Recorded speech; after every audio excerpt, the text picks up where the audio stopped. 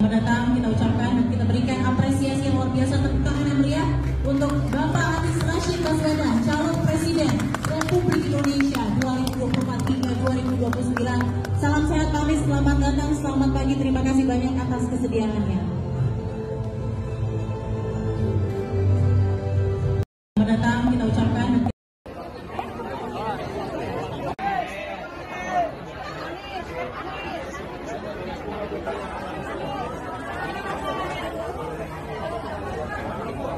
Siapa presiden kita?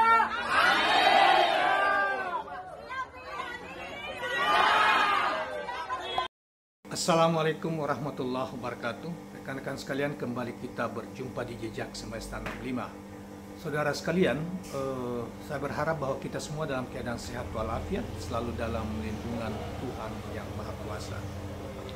Saudara, pada kesempatan ini kita ingin menyoroti suatu peristiwa yang mulai dari kemarin mulai diviralkan oleh berbagai lembaga survei terkait dengan masalah Pilpres 2024, di mana lembaga-lembaga bayaran kelompok diduga dibayar oleh kelompok Prabowo Subianto Capres nomor 2 ya, untuk membuat survei, mengangkat memproduksi hasil survei dengan membesar-besarkan dukungan rakyat terhadap Prabowo Subianto mulai masif hari-hari ini, yaitu misalnya ada ada vote tracking yang sudah merilis lebih dari 40% hasil surveinya dukungan rakyat terhadap Prabowo, kemudian disusul juga oleh LSI Hanan Jayadi Hanan, yaitu lembaga survei Indonesia, bukan lingkaran survei Indonesia ya, lembaga survei Indonesia juga berkisar 45% sudah diangkat dari tadinya di bawah 40%, 41% diangkat menjadi 5% hanya dalam waktu 1 mingguan atau 2 mingguan. Seakan-akan Prabowo punya dukungan dengan Gibran, itu rakyat mulai berbondong-bondong memberi dukungan kepadanya. Tetapi dalam pendapat yang lain di lembaga-lembaga survei yang lain, kita di podcast yang lain yang mereka dapatkan informasi, misalnya podcast Kompas itu kita dapatkan bahwa ada kegelisahan yang luar biasa di kalangan Gerindra karena dianggap bahwa walaupun itu tidak terbuka, bahwa Prabowo sesungguhnya sudah mentok di bawah 40%, sehingga mereka mengatakan kalau begini partai-partai yang begitu besar, yang begitu banyak berkumpul termasuk Jokowi dan apa-apa selama ini tidak banyak memberi dukungan kepada tidak banyak memberi kontribusi terhadap peningkatan dukungan terhadap Prabowo Subianto. Nah, tapi itu soal lainnya nanti kita bahas. Tetapi yang soal yang menjamurnya ini seakan-akan survei-survei menjawab kegelisahan yang berkembang di internal Gerindra itu dan internal Prabowo Jokowi itu. Bahkan Jokowi dikatakan sempat menanyakan bagaimana caranya meningkatkan dukungan terhadap Prabowo Gibran ini bila perlu satu putaran ya, sebagaimana sebelumnya mereka sudah gembar-gemborkan satu putaran Pilpres ini buat Prabowo Gibran. Tetapi banyak surveyor juga mengatakan itu tidak mungkin, berkesimpulan hanya tidak mungkin itu satu putaran, tetap 2 putaran. Tetapi mereka mengatakan Prabowo sebagai salah satu yang sudah diunggulkan di dalam putaran, masuk dalam putaran kedua ini. Nah, hari ini juga kita saksikan ada Litbang Kompas ya. Litbang Kompas juga merilis surveinya dan mengatakan Prabowo sudah 39% sekian. Jadi antara indikator politik ada kemudian Litbang Kompas, kemudian ada Vox Populi yang sebelumnya kira-kira 2 minggu 10-an hari yang telah merilis maka 51%. Kemudian ada ada AIPO, kemudian ada indikator politik. Berbeda-beda bos hasilnya, jauh lagi bedanya. Jadi ini orang kemudian tidak percaya terhadap lembaga survei ini karena memang begitulah, mereka dibayar untuk membangun opini, mereka dibayar untuk itu, untuk membangun menggiring opini bahwa ini Prabowo sudah mau menang. Kita butuh dipublikasikan besar-besaran di berbagai media elektronik supaya rakyat terpancing untuk bisa misalnya Anies yang tadinya dukung Anies, kemudian yang tadinya dukung Ganjar itu memancing ke sana. Yang ada yang aneh di dalam survei Kompasnya, saudara sekalian. Litbang Kompas pada Agustus 2022 yang lalu mengatakan bahwa mensurvei khusus bahwa orang Prabowo orang hanya percaya mengikuti Prabowo kalau mengikuti Jokowi itu hanya 15%, kalau Jokowi mengendorse salah satu capres. Misalnya capres mengendorse hari ini Prabowo, maka orang-orang menjadikan preferensi itu hanya sekadar 50%. Tapi sekarang berbalik. Orang bertanya-tanya ada apa? Mungkinkah segardus daun merah sudah didorong ke sana sehingga dia berubah? Dan lucunya, Litbang Kompas ini selalu menempatkan Ganjar nomor 1. Ya, kemudian Prabowo dan ketiga Anies. Karena memang dia tipe lembaga-lembaga survei ini kan sama. Kalau kita mau lihat ya, seperti LSI, Jayadi Hanan, lingkaran surveinya Denny JA, kemudian juga siapa namanya, Litbang Kompas ini, kemudian ada di sana juga ada indikator politik Burhanuddin Muhtadi, kemudian ada apa namanya, ada satu lagi itu, yang semuanya hari-hari ini berada di kelompok Prabowo dan diduga dibiayai oleh Prabowo untuk kepentingan kepentingan Pilpres Prabowo, menangkan Prabowo dengan Gibran. Itu pernah melakukan hal yang sama di DKI Jakarta. Ketika itu mereka semuanya fullnya kayak mendukung apa yang didukung oleh pemerintah waktu itu, yaitu Ahok. Tetapi seluruh prediksi mereka dan hasil survei tipu-tipu mereka itu berantakan semua karena Anies memenangkan secara telak, mengalahkan Ahok. Nah, bahkan pada waktu itu lingkaran survei Indonesia Denny JA itu, LSI, itu mendukung habis Agus Harimurti Yudhoyono Demokrat, dan mengatakan Anies tidak masuk dalam 2 putaran kalau dengan Ahok. Dan itu terbantahkan semua di kemudian hari ya. Jadi ini adalah tipuan, gerakan tipuan yang dilakukan oleh lembaga-lembaga survei dalam konteks dengan Pilpres hanya semata-mata uang. Ya, dan mereka memerankan itu berganti-ganti dan tidak satu, dan anehnya memang Allah Maha Adil, hasil survei mereka boleh dikata tidak bisa dipercaya sama sekali karena ada berbeda antara satu dengan yang lain. Misalnya mereka dikatakan mereka yang masih belum memberikan pendapatnya, kalau di Burhanuddin kan sekitar ya sampai 10% ya, kemudian ada juga Jayadi Hanan juga seperti itu. Tetapi di Litbang Kompas sudah hampir 30%, lebih dari 20% menyatakan mereka belum menyampaikan, masih ragu-ragu, bahkan belum memberi pilihan, menjatuhkan pilihan. Siapa mereka ini yang dikatakan sebagai under voters itu, yang dapat diduga ini bisa ke Anies, bisa juga sebagian ke Ganjar, bahkan bisa juga sebagian kecil ke Prabowo. Ada juga di Litbang Kompas juga yang aneh itu mengatakan bahwa yang paling berpotensial ya, yang berpotensial melakukan kecurangan dalam pemilu adalah Ganjar Pranowo, kedua Prabowo, ketiga. Jadi Prabowo itu 15%, Ganjar itu sekitar 20-an%, kemudian Anies 5%. Ini kan ada yang aneh, lucu, dan goblok mencoba untuk membohongi masyarakat. Jadi saudara-saudara sekalian, kalau kita lihat mulai dari hari kemarin dan hari ini, ada Burhanuddin Muhtadinya, indikator politik yang menempatkan Prabowo, hasil survei terakhir mereka ya, itu terkini mereka, karena mereka melakukan survei seakan-akan 2 minggu sekali atau silih berganti tiap bulan, tiap minggu mereka memproduksi hasil survei, dan itu suatu hal yang tidak mungkin kan, adalah omong kosong semua itu lembaga-lembaga survei. Karena mereka memang mencari makan di sana dan dibayar untuk itu, dan tentunya diperintah untuk itu, untuk melakukan tugas-tugas kampanye yang dilakukan kepada mereka, sebagaimana mereka melakukan itu di DKI yang paling telanjang. Jadi preferensi kita yang paling dekat dan yang paling telanjang dan mereka dianggap penipu semuanya, itu adalah waktu di DKI itu. Nah, dan ini mereka mencoba ulang lagi, ini mirip-mirip situasinya seperti DKI. Litbang Kompas ini mengatakan waktu itu ya, itu menempatkan Anies hanya tidak sampai 11% DKI itu. Nanti dibuka kembali ya filenya. Dan kini mencoba melakukan hal yang sama, memutar seluruhnya, dia putar balik ketika dia selalu menempatkan Ganjar di urutan pertama di masa yang lalu, kemudian mengatakan Jokowi adalah faktor yang penentuan Jokowi, kalau dia bergabung mendorse capres tertentu hanya 15%. Kini dia putar balik itu dan menempatkan Prabowo 39%. Anies di urutan kedua 27, bukan 27, cuma 17%, 16%, hampir 17%, kemudian Ganjar 15%. Masuk akal nggak?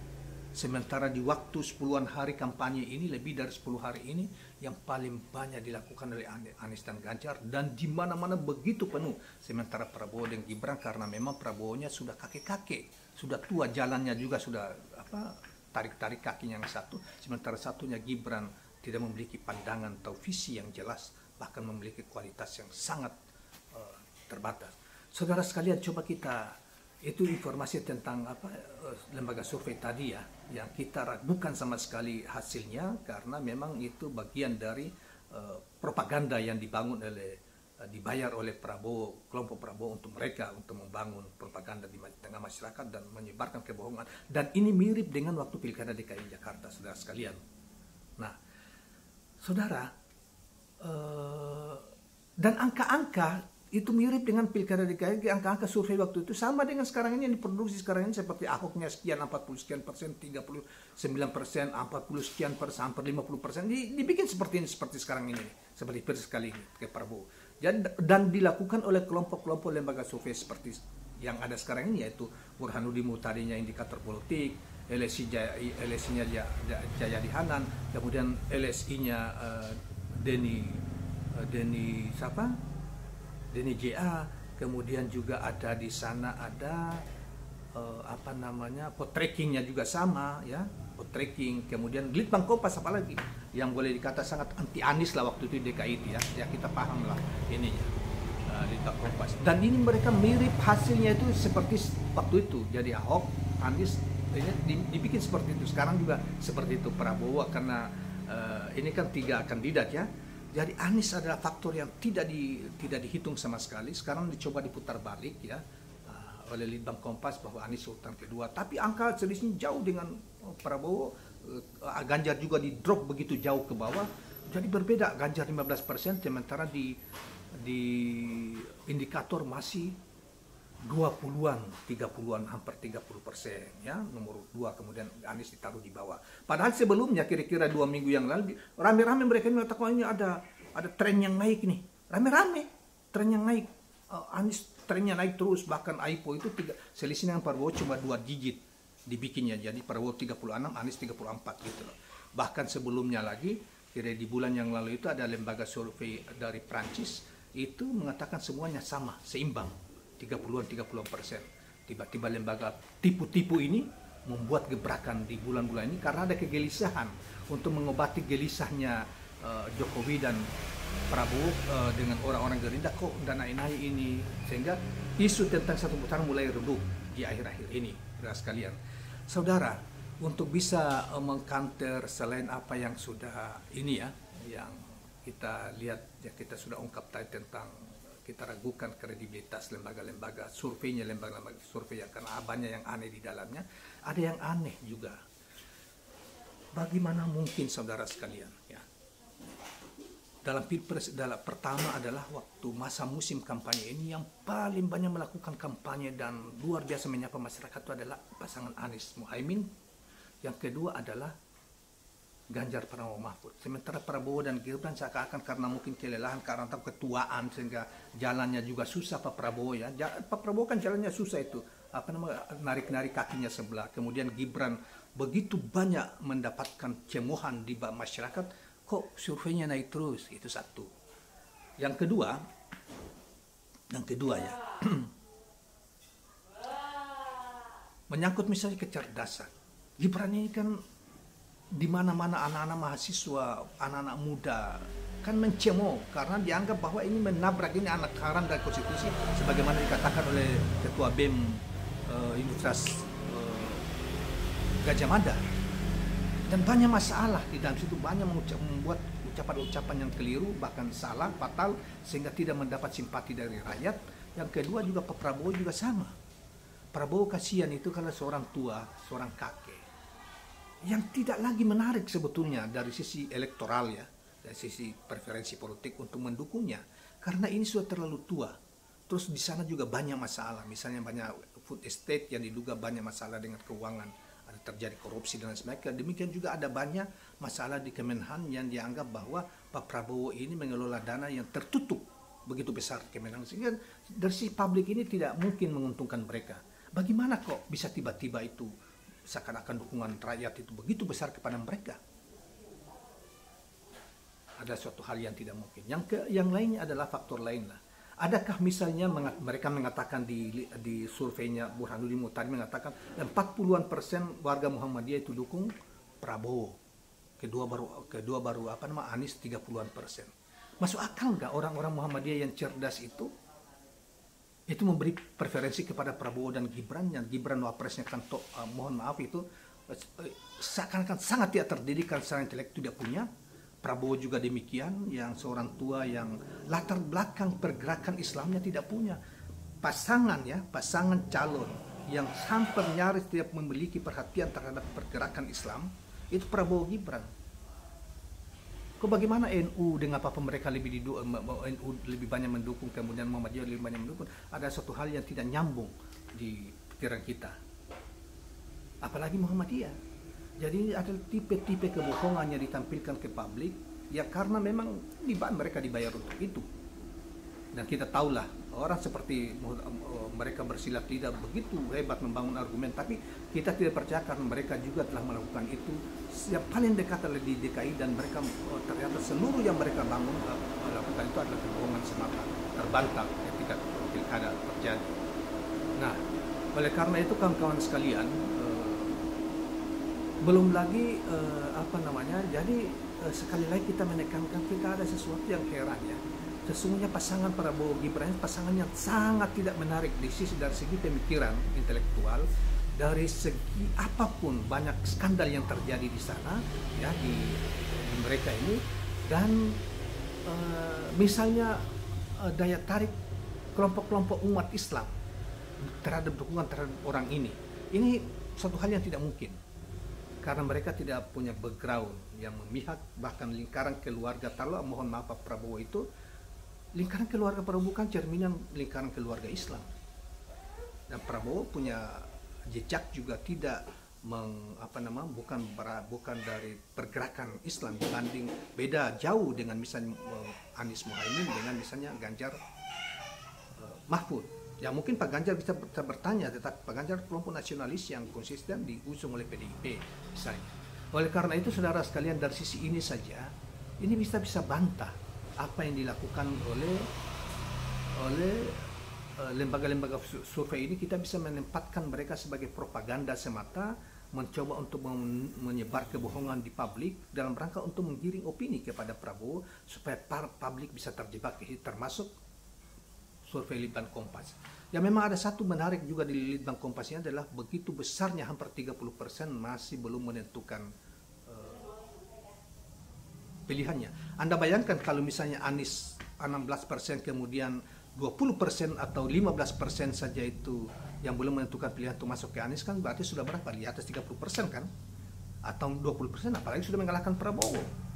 Dan kita tidak yakin, mungkin Prabowo ini sekarang seperti yang kita dapatkan preferensi sumber yang lain, Prabowo itu 30-an%, tetapi tidak sampai 35%. Tapi anggaplah paling menengah, kita ambil hasil survei bulan lalunya AIPO ya, Indonesia Political Opinion dari Dr. Kurnia Shah, yang mengatakan Prabowo 36, Anies 34 sekian, dan Ganjar berapa itu 28.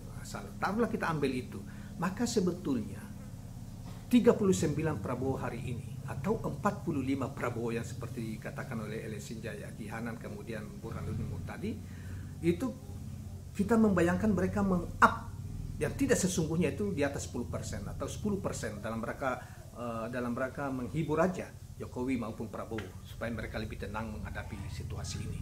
Nah, berarti kan Prabowo kalau 10% kan mereka Prabowo kan di angka itu, di angka 30-an, 33, 30 ini itu angka realnya.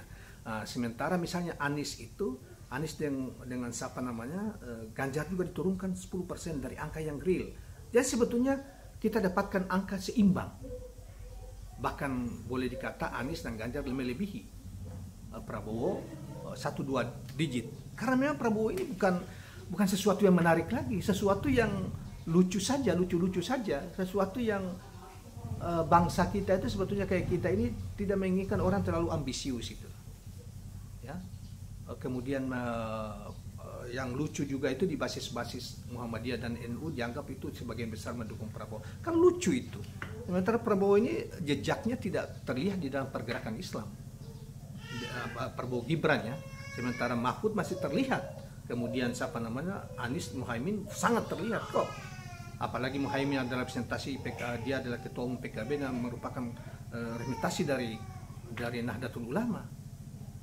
Jadi ini banyak yang tidak masuk akal, dan ini boleh kita simpulkan tipu-tipu, gerakan tipu-tipu, semacam apa namanya, panik ya, kepanikan karena tidak bisa satu putaran, panik mereka kemudian melahirkan rame-rame melahirkan tipuan, baik itu dari Litbang Kompas dan lain sebagainya, untuk melempar ke publik supaya publik bisa menangkap dan percaya, sehingga ada preferensi bisa menukar tambah pilihan atau menukar pilihan yang sekarang ini mulai settle ke masing-masing capres. Demikianlah kawan-kawan sekalian, mudah-mudahan itu analisa kita, dan Anda bisa mendapatkan informasi lebih lanjut tentang soal-soal ini di berbagai media, baik di Twitter maupun di media online lainnya sudah dipublikasi oleh lembaga-lembaga ini sejak dari kemarin. Terima kasih kawan-kawan sekalian, jangan lupa subscribe, like, dan share channel ini. Assalamualaikum warahmatullahi wabarakatuh.